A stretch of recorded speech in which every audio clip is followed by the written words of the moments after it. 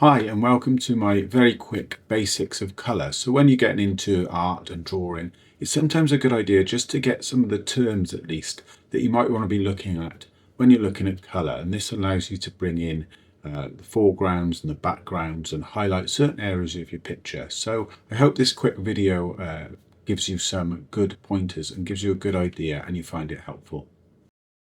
Okay, the basics of colour. We can think of colours as families, such as red, blue, and yellow. These are also known as hues.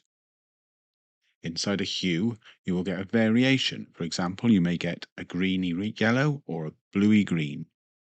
Then comes saturation. Saturation is important to tell us the purity of the colour. When we mix a colour with other pigments, we desaturate the original colour. For example, if we mix a light with a dark, we desaturate it. Colours can become muddy depending on how much is mixed and at what point they become neutralized or chromatic colours.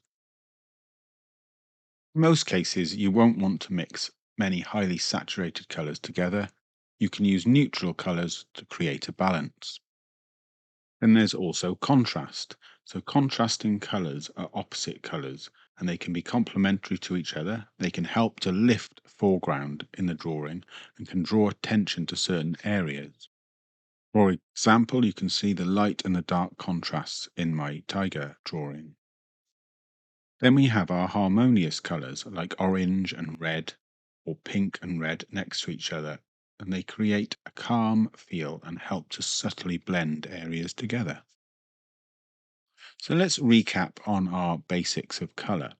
We've got the hue, so that's the colour family where you get variations of colour like bluey green.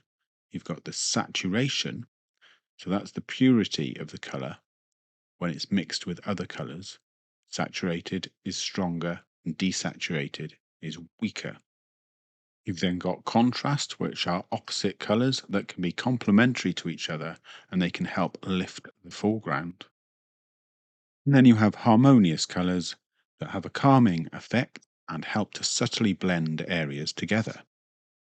So thank you for watching this video. When you learn these phrases, it does help when you're learning art and you're watching tutorial videos. Very often these phrases will be used. And also applying some of this to your work will help you understand your work and improve it. So please don't forget to like and subscribe, and I look forward to seeing you in other videos.